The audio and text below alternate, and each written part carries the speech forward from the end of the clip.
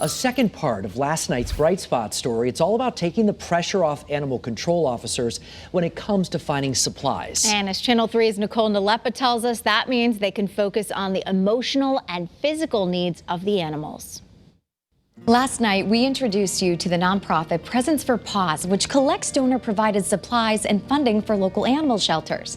Tonight is part 2 about some big projects that this small group has taken on recently. Founder Erin Vivero describes it as beautifying shelters that can not only use the supplies, but can benefit from an aesthetic facelift. We believe that the visibility to the public is very important because when a person pulls up to an animal shelter and it's not pretty, it's depressing, and it makes it more difficult for people to want to go to a shelter to adopt. If it's inviting, more people will want to go and check out the animals there. And yeah, if the animals are happy, they'll interact with the potential adopters better. We found out Presents for Paws will be working with Newington's animal control officer after they complete their current project with the Essex Deep River Chester Animal Shelter. They just finished phase 1, which included the installation of an outdoor donation shed for after hours. Phase 2, we're going to do stuff inside the shelter.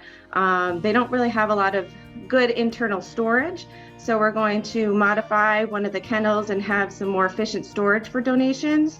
And while this is all going on, the group will be hosting its annual collection drive, the event that kick-started all of this. It'll take place this Saturday in East Haddam at 2 locations, the John Gagnon Pet Resort from 7 a.m. to 2 p.m. and then at Shagbark Lumber and Supply from 10 a.m. to 2 p.m. We're collecting pet food unopened, brand new.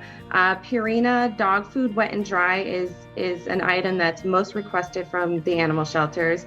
Any brand cat food, wet or dry, cat litter especially, dog toys, cat toys, treats.